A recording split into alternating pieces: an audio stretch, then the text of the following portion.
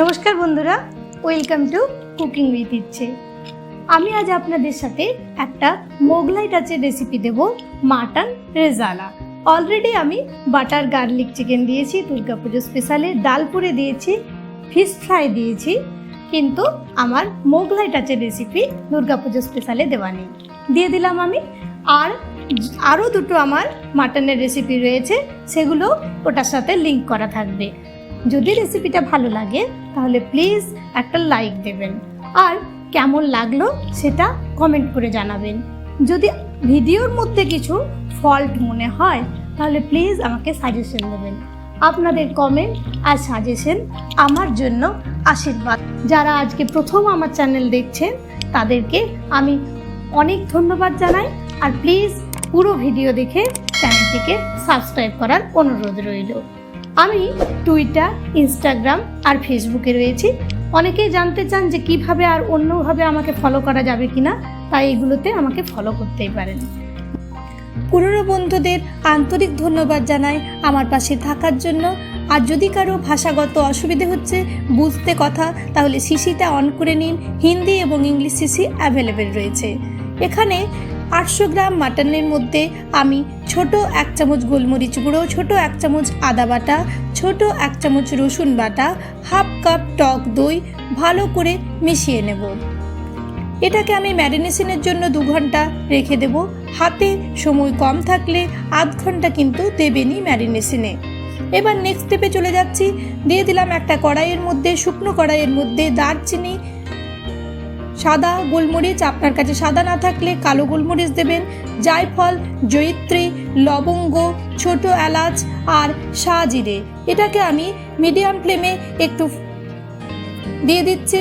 আর এটা আমরা একটা দেখুন ফুটতে শুরু হয়েছে। এবার আমি এটাকে বন্ধ করে দেব আর জল দিয়ে এটার একটা পেস্ট বানিয়ে নেব।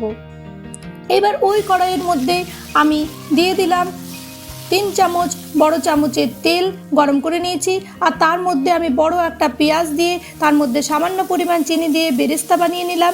বেরেস্তা বানানোর ফুল প্রসেস চিকেন বিরিয়ানি রেসিপিতে আছে, কেউ দেখতে চাইলে দেখে নিতে পারেন। আমাদের বেরেস্তা হয়ে গেছে, তুলে নেব আমি বেরেস্তাটা। তারপর আমি কড়াইয়ে আরও 3 চামচ বড় চামচের তেল, তার সাথে 2 চামচ বড় চামচের ঘি দিলাম। কেউ রেসিপিটা পুরোটাই বানাতে পারেন ঘি দিয়ে। এইবার আমি এগুলো গরম করে নিচ্ছি একটু। তারপর দিয়ে দিলাম শাহজিরে, লবঙ্গ, এলাচ আর দারচিনি, দুটো করে ইউজ করেছি আমি, 2টো শুকনো লঙ্কা, 2টো তেজপাতা আর একটু জয়িত্রী। 2 মিনিট সুগন্ধ বেরিয়ে আসার জন্য রেখে দিয়েছিলাম লো ফ্লেমে। তারপর আমি 2 মিনিট পরে 2টো মিডিয়াম সাইজের পেঁয়াজ বেটে রেখেছি, সেটা এটার মধ্যে দিয়ে দিলাম। কাঁচা গন্ধটা চলে যাওয়া অবধি আমি একটু এটাকে ভালো করে ফ্রাই করে নেব। রেজালার এই রেসিপিটা গরম ভাতে, রুমালি রুটিতে, আবার পোলাও বা ফ্রাইড রাইসের সাথে দুর্দান্ত লাগে।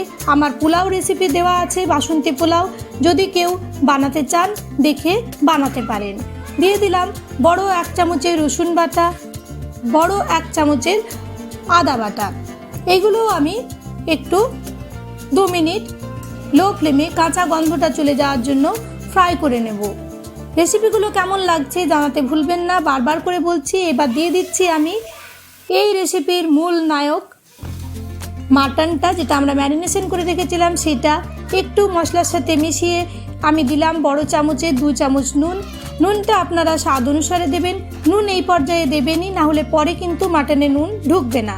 2-4 মিনিট পরে দিয়ে দিলাম বড় 1 চামচের জিরের গুঁড়ো, বড় 2 চামচ ধনের গুঁড়ো। হলুদ আমি দেব না, কেননা রেজালার কালারে হলুদ ব্যবহার হয় না, আপনারা ইচ্ছে হলে একটু দিতে পারেন। দেবো আমি বড় 1 চামচ কাশ্মীরি মির্চের গুঁড়ো, আপনারা এটা নিজেদের কালার অনুসারে দেবেন। আর দিয়ে দেবো আমি শুকনো খোলায় রোস্ট করে নিয়ে আর গুঁড়ো করে রাখা লঙ্কার গুঁড়ো 1/2 চামচ, এটাও আপনারা স্বাদ অনুসারে দেবেন। এবার 10 মিনিট এটাকে আমি লো ফ্লেমে ভালো করে কষাবো। মাটন কষানোতেই মাটনের মূল টেস্ট লুকিয়ে থাকে। দেখুন আমাদের কালার চেঞ্জ হতে শুরু হয়েছে। লো ফ্লেম রয়েছে আমাদের কন্টিনিউ। দেখুন তেল বেরোতে শুরু হয়েছে। আরও 5-7 মিনিট আমি কষিয়ে নিচ্ছি লো ফ্লেমে ভালো করে। 5-7 মিনিট পরে আমি দিয়ে দিলাম 5টা লঙ্কা বাটা, আপনারা স্বাদ অনুসারে দেবেন। আরও একটু ভালো করে আমি কষিয়ে নিচ্ছি। দেখুন আমাদের তেল ছেড়ে গেছে। এবার এখানে আমি বড় গ্লাসে 2 গ্লাস জল দেব, আর তারপর এটাকে একটা কুকারে ট্রান্সফার করে নিয়েছি। আমি সিক্রেট যে মশলাটা আমরা বানিয়েছিলাম রেসিপির প্রথমেই, সেটা আমি ছোট চামচের 1/2 চামচ দিয়ে এবার কুকারটাকে বন্ধ করে হাই ফ্লেমে একটা আর লো ফ্লেমে একটা সিটি দেব, আর তারপর এটাকে স্ট্যান্ডিং টাইমে 15 মিনিট রাখবো।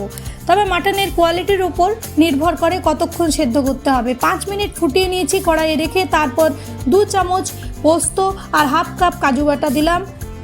তারপর আমি দিয়ে দিলাম বড় 1 চামচের চিনি। চিনিটা আপনারা স্বাদ অনুসারে দেবেন, অ্যাভয়েডও করতে পারেন। 5 মিনিট ফুটিয়ে নেওয়ার পর যখন কালারটা এরকম হবে, তখন আমরা বেরেস্তাটা জল দিয়ে বেটে নিয়েছি সেটা দিয়ে দিলাম।